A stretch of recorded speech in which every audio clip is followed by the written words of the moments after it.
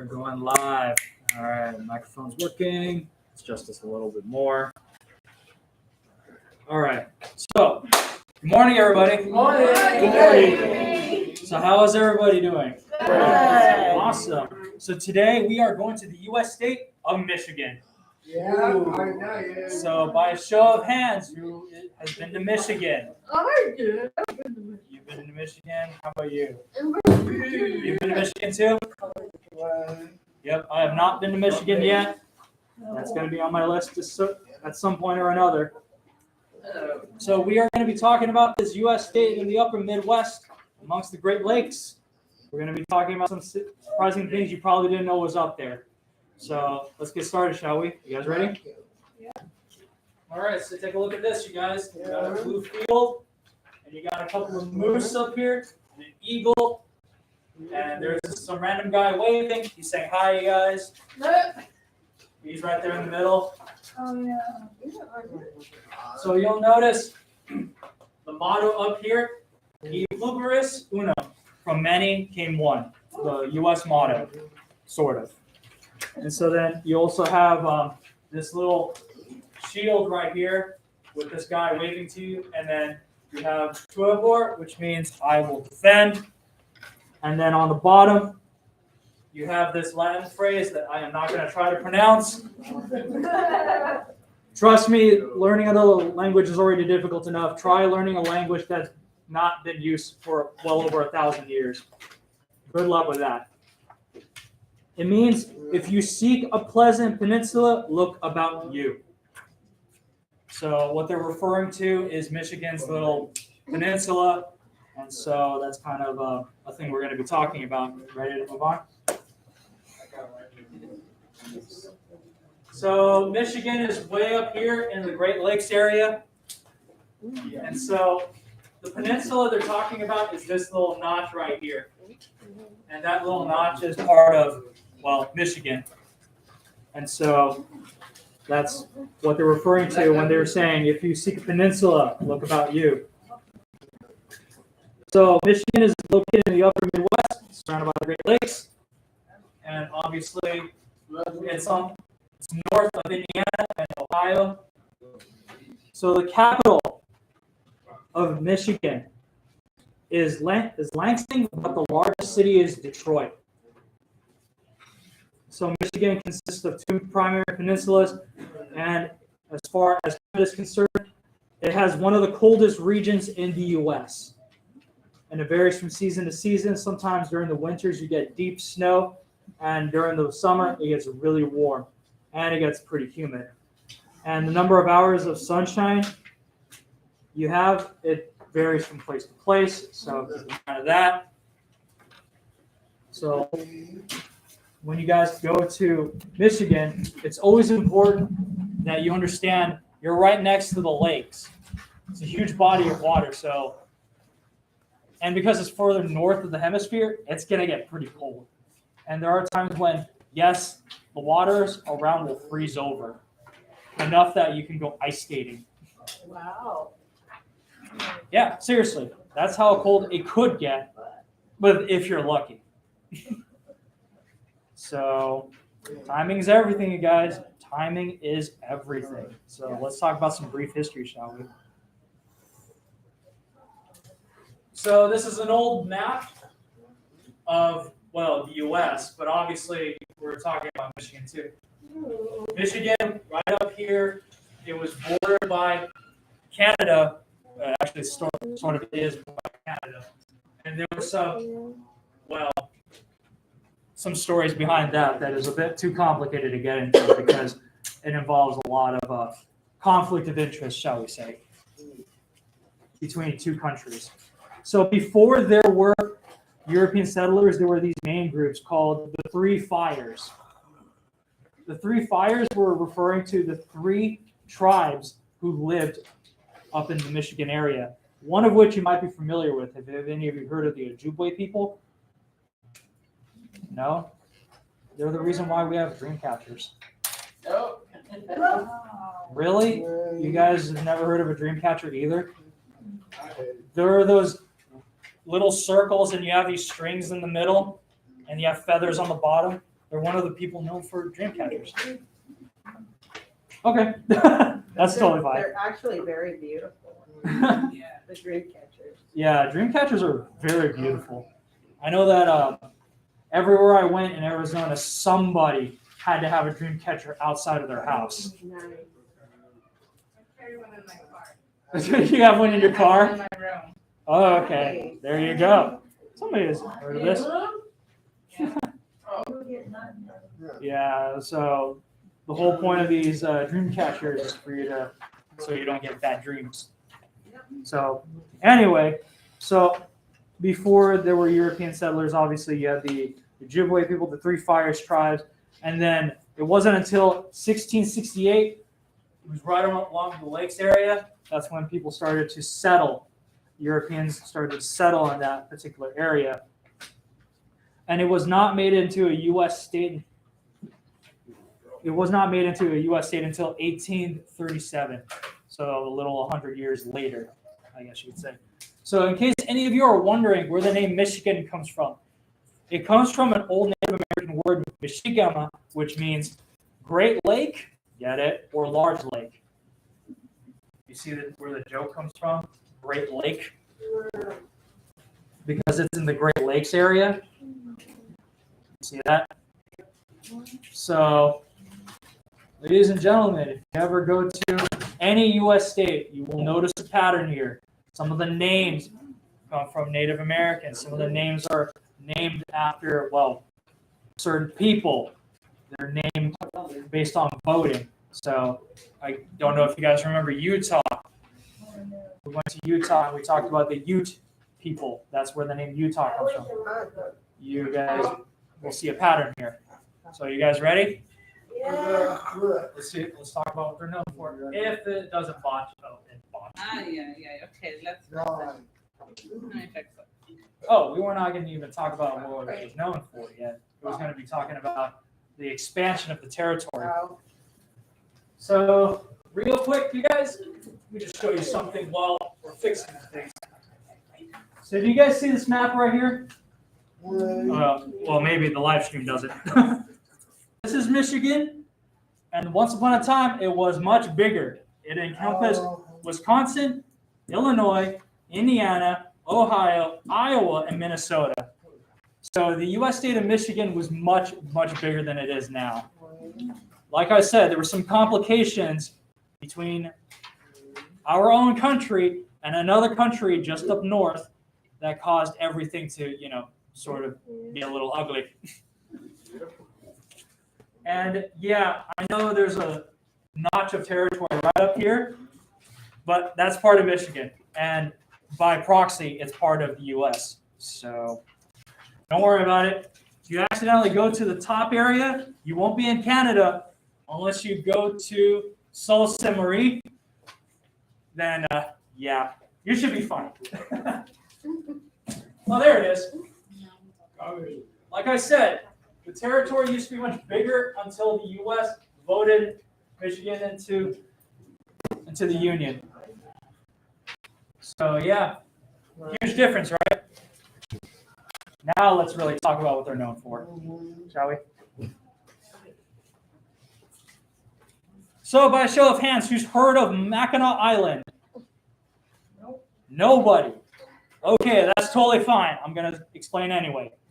So, it is an island and a resort area, and it's pretty much known for a certain place called the Mackinac Island Hotel. So, if any of you watch a lot of movies from the 70s and the 60s, you probably heard of a certain movie called Somewhere in Time. Anybody heard of that? Anybody? Nope? Okay. Because this movie starred Christopher Reeve and Jane Seymour. So that's where the movie takes place. The movie was based on a novel by Richard Matheson. He's one of my favorite novelists. So if we move on to the next slide, I think I have more pictures. Here it is. Here's the hotel. It is big, and it's also pretty famous because guess what? This place has hosted 5 U.S. presidents. Another famous visitor, Thomas Edison. Wow. Another famous visitor, Mark Twain. We talked about him, the father of American literature. So yeah, I think I have more pictures. Oh, never mind. So by a show of hands, who's heard of Ford cars? Yeah. We have a Ford, don't we? Big Berta.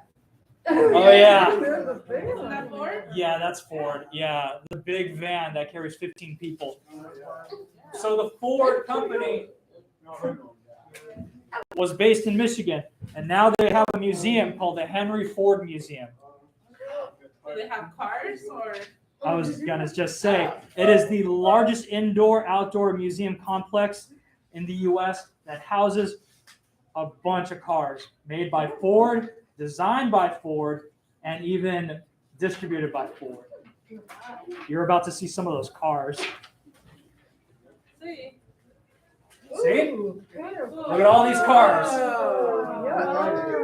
We saw cars like that too, huh? This is inside the Henry Ford Museum. Nice. It has cars from the 70s, 60s, 50s, 80s. It has cars from the 30s. Pretty much when Henry Ford founded the Ford Company and he started mass producing cars for the average American at an affordable price at a time when affordable housing was going to be a thing, especially within Roosevelt's New Deal. So you'll find different kinds of cars. And yes, people, you can even find cars written by U.S. presidents, as I'm about to show in the next slide. This is Franklin Roosevelt's car. This car was even called the Sunshine Special. It was the official state car by U.S. President Franklin Roosevelt. This design was specifically called the 1939 Lincoln K Series Presidential Limousine. And I think that the next slide has a better view, a better angle of the car. There it is. Imagine this. It's the 1930s, okay? U.S. President Roosevelt is riding in this car. He's in the back. You have his driver in the front. You have these flags right up here. There's a whole going parade, or he's just going somewhere for business. Whether it's the White House that he's going to be driving out of to the state Capitol building, wherever he's got business. Or whether he's going to give a speech to a whole crowd of people and it requires him to cross over to another city, county, whatever it could be. So yeah, can you imagine riding this car? I don't. I would love to have a seat in that car. Yeah. Yeah. A Lincoln K Series presidential limousine. And no, this is not the type of limousine we think of nowadays. Limousines back then were a whole different than they are now. Because their modern limousines are much longer. Limousines back then were just basically VIP type of cars. And in case any of you forgot what VIP stands for, very important person. And cars are not the only thing housed in the Henry Ford Museum, as I found out. As we're about to see on the next slide. This is the first airplane ever designed, the Wright brothers plane. So yeah, this is a replica of the 1903. You had to lay down in order to pilot this thing. Can you imagine how scary that is if you're going to be flying and suddenly something goes wrong and you go flying? It would be terrifying. Yeah. Could you imagine to get places you have to lay down? Yeah. So you have the wings right here, you have the propellers right in the back, and then you had the other wings right up here for balance. So yeah, by a show of hands, who's afraid of heights? Quite a handful of you people. Then I would not recommend flying in this type of plane. But don't worry, this is just a replica. This thing does not even work. I don't know why anyone would allow this thing to be borrowed to begin with, but okay. That's totally fine. let's talk about more things that Michigan is known for, shall we? Detroit Lions. Who here is a fan of the Detroit Lions? You guys? All right. So, in case anybody doesn't know, the Detroit Lions are a pro football team. And, yeah, but that's in California. But that's in California. Yeah. So, in case you are wondering about some numbers here, the Detroit Lions have won 4 conference titles, 4 division titles, and 4 NFL championships. So, pretty impressive, right? Go Lions. Here's another team that Michigan is known for. The next one. So who's heard of the Detroit Tigers? Yeah. You got Lions? Why not Tigers? So they're a pro baseball team, and so far, as of right now, they have been under their belt 4 World Series, 11 AL pennants, and 4 AL Central Division championships. So pretty impressive numbers, right? And in case you guys are wondering, here's their uniforms. This is when they're playing in their home stadium, and this is when they're away. So keep an eye out. Uniforms are everything. So you know who's playing at home, who's playing in someone else's field. So yeah, keep that in mind. So let's move on to the next one. Who's hungry?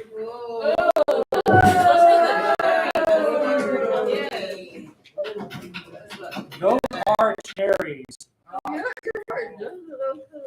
So cherries are some of the most commonly grown foods in Michigan. And Michigan became one of the top producers of cherries. So by a show of hands, who likes cherries? I do. That is a lot of hands. How about you two ladies? Do you like cherries? Yes, I love them. I know that I do. So let's talk about more food, shall we? Detroit pizza. Oh my gosh, that looks so good. This is called Detroit style pizza. So it's like pizza you find in the East Coast, but Detroit style. What's the difference? They have a thicker crust, a much thicker crust right over here. And the pizza is a little longer. You can break this up into squares, break this up into rectangles. It's your choice. Whatever you like. That's the biggest difference between Detroit style pizza compared to other pizzas we've seen in this class. Who wants more food? Here it is. Verdict's Fudge. This is sold at Mackinac Island. That looks good. So, no, that's chocolate fudge. Oh. So, It looks like a piece of steak. yeah, well. Oh. Well, Very close, Steve. I have concerns. So you guys remember Mackinac Island that we just talked about earlier? This is where they sell these. Yummy. Yeah.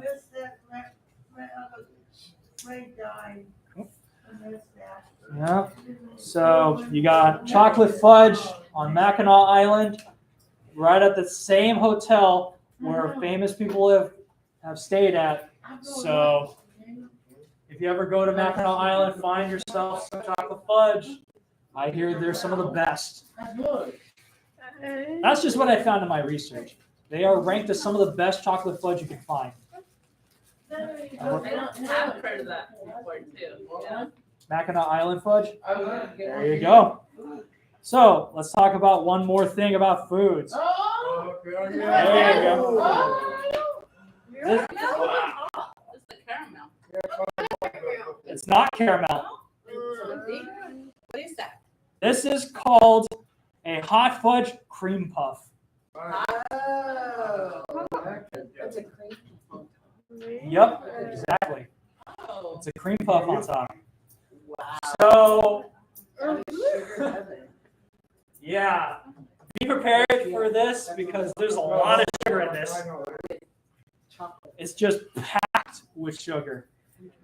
So you got chocolate fudge, and you have a cream puff on top. Yeah, so get ready to burn off some calories there. You like cream puff? So whoever likes cream puff, you're gonna like this. Yep, that's what you're supposed to do. So let's talk about some famous people, shall we? Does anyone recognize this guy? That's my history teacher. That's your history teacher. So his name is Chris Van Elsberg, and he's an American illustrator and writer for children's books, but he's best known for two of them, as we're about to see in the next slide. Recognize these names? Oh, wow. Polar Express and Jumanji. Movies were adapted from these books. And now that I think about it, I think I should have put the movie posters too. Whoops. My mistake. But yeah, these two books are what got him a claim to fame. And yeah, movies have been adapted. I think Polar Express has only been adapted into a movie once. But Jumanji, on the other hand, we have like, what, 3 movies now? Yeah, there was one with Robin Williams. We missed you, dude. And there was another one that came out pretty recently, like 2016, something like that. And then then that movie got a sequel called Next Level. So yeah, we have 3 movies from this one book. But I promise it's very different. Yeah. Yeah, me too. I thought it was really good, especially with Tom Hanks in it. Sorry, Henry. So let's talk about more famous people. Recognize this man? Tim the Tool Man. Yep. Like him. Tim, is that you? Yeah, huh? You're a I didn't know you were a carpenter, a handyman. But no, seriously, this is Tim Allen. So Tim Allen, comedian and voice actor, probably best known for the following things we're about to show you in the next slide. Recognize these movies? Well, one of them is a show. You get the idea. No, he is Buzz Lightyear. And who played Woody was Tom Hanks. Speaking of which, connections. Yep, that was him. So this is what got him more fame. If it wasn't Home Improvement, if it wasn't Santa Claus, it was Toy Story. Like one of the biggest career breaks he's gotten. So by a show of hands, have any of you seen these movies and in the middle of the TV show? Yeah, you doing? Yeah, everything. But have you seen Santa Claus? No? I have. Okay, that's fair. Santa Claus is pretty good in my opinion. I just like Toy Story. Yeah, he was in that one too. He came back for 2 more Santa Claus movies. 2 or 3? Or is it just 1? Might be 2. Oh, yeah. Okay. Because I remember one of them had Jack Frost in it. Yeah. There you go. So, yeah. And speaking of Toy Story, you guys, Tim Allen came back as Buzz Lightyear for 2 more movies. Wow. Is he in the new one? Oh, I don't know. I didn't find out about that. From what I'm understanding, they might have somebody who sounds close enough to him. They always do this with a lot of movies. They always do this. So let's move on to the next slide and talk about the people of Michigan. So there you go. You have this little peninsula right over here. And you have what is called the Lower Peninsula. So here's the city of Lansing, the capital. And here's Detroit down here on the bottom. It sort of borders between Ohio. Yes, Ohio? Nope, Canada. Sorry. It sort of borders on Canada, and it has Pontiac and Ann Arbor right next to it. So, as of 2020, there are over 10 million people living in Michigan. with most of them living in Detroit. And the most common ancestries are the following: German, British, Irish, Polish, and Belgian. I fit nowhere in those categories. How about the rest of you? Nobody's Polish in here? Did somebody say they were Polish in here? Yeah, and then anyone Belgian? No? Most of you don't know where Belgium is, do you? Don't worry, that's fine. It's in Europe. It's right above France, right below Netherlands, and next door to Luxembourg. Anyway, no one's German in here, British or Irish? No? No? Okay. Oh yeah, that's right. We did talk about that. You are a little bit of German. Oh yeah, that's right. Last week we talked about that. Yep, almost forgot about that. So let's conclude today's class, shall we? Here comes Carmen's favorite part. Where's the expiration date? April 2017. Gotta call that DMV. Call them today. There's not much in design with Michigan. It just says pure Michigan on it. And that's about the best I was able to find. But blue is a common color you'll find in Michigan. You guys remember the Detroit Lions? Yeah, the color blue seems to be a common pattern here. So let's conclude today's class. Michigan may not be the industrial powerhouse it once was, but it did leave us a lasting legacy. Ford cars everywhere. Sports teams on the double. And some famous people. Linda, get back in here. I forgot that we have another famous person. And I did forget to mention that at one time, a certain Miss Linda Anderson once lived in Michigan. Did she? Do that. Yeah. Is Linda out there? She ran. Is Linda out there? Yes, Can you bring her in? sure. Yeah. Linda, they're summoning you. I'm glad she popped her head in because. Oh, sorry.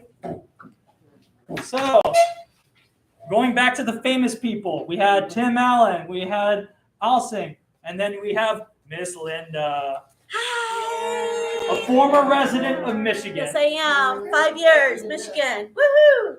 So yeah, we talked about a lot of things. We talked about the Fort Henry Museum, the Yeah, Henry Ford Museum. We talked about the Detroit Lions. good. Are you a fan of the Lions? No. Most Bears, of these people, go Bears, Chicago. Woo! but we're not in Illinois. I know. I just came from there, so, you know, I just did a vacation. Yep. So, yeah. I'm sure Jeremy explained a lot to you Yep. about, Mackinac Island. I would like to go there someday. Absolutely. Yeah. Absolutely. So a lot of the information that I got about Michigan, Miss Linda had everything to say. That's right. Yes, Right. even including the sports teams. Yeah. Yeah. Don't worry about it. Not a big sports fan. But Okay. even then. So like I was saying, we are concluding today's class, and Carmen's favorite part was the expiration date. Okay, yeah. So yeah, before I leave, Linda, is there anything you want to say about Michigan before we conclude today's class? No, it's a nice place to visit. But you like winter. If you like winter, if you like snow, go to Michigan. If you don't go to Michigan. Okay, that's That's good. it. That's I'm glad that's you it. put in your input. Thank you guys so much. I've been your host, and I'll see you on the road. Thanks, Linda. Sorry I had to drag you. Grab that, man. 3, 5.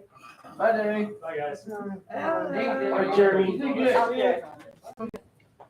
Okay. So we're gonna do, are we stopping it? So